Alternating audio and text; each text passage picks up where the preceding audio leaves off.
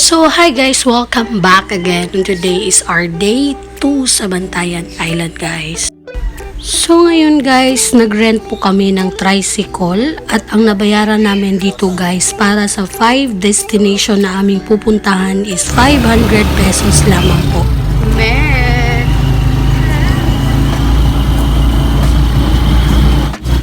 So guys, ang aming first destination guys is dito sa Mangrove Garden Eco Park. Oh my, am I alright?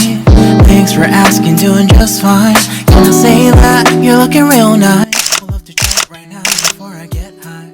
When you gaze into my eyes, I feel like I'm on cloud 9. You bang harder than 4th of July. So guys, dito pala sa Umagika or Mangrove Garden is my entrance fee pala dito guys na 55 pesos per person po. I've been feeling nothing lately when I'm without you. I know.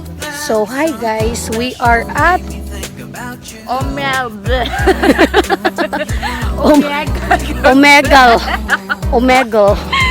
So naami sa Mangrove. Hi table. Si Mangrove. Hi Nick. Omigyaka.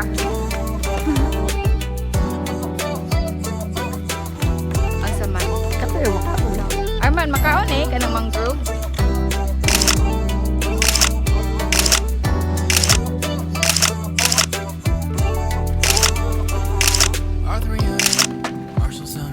So guys, kaniha kong camp sawi karon camp wagi na gyud.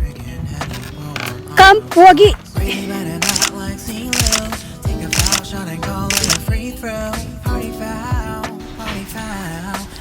So hi guys, ang second destination na aming pupuntahan guys ay ang lugar na tinatawag nila na Paradise. So ganito pala ang dadaanan nyo guys papuntang Paradise guys. So kapit lang kasi aalog talaga ang inyong katawan. So guys, welcome to Paradise.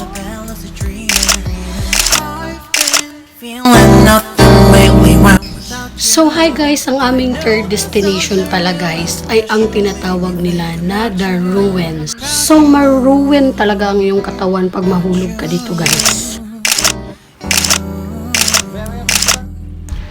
So hello guys, nag-skip na po pala kami sa aming fourth destination na ang tinatawag ay cave kasi umuulan na guys. So nag-proceed na kami sa aming fifth destination which is Lagoon.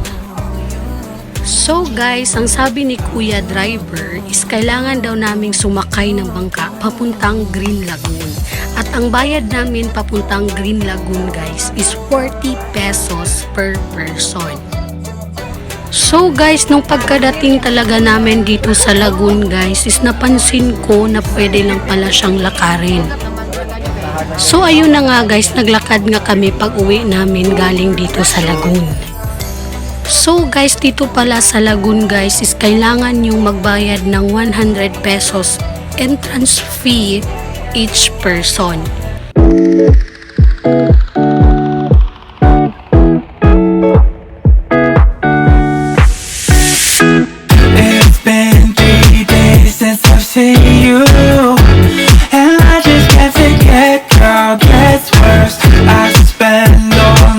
Trying to feel good, trying to forget about you. I can't forget about you. Oh, I can't explain just what you've done to me. It feels like a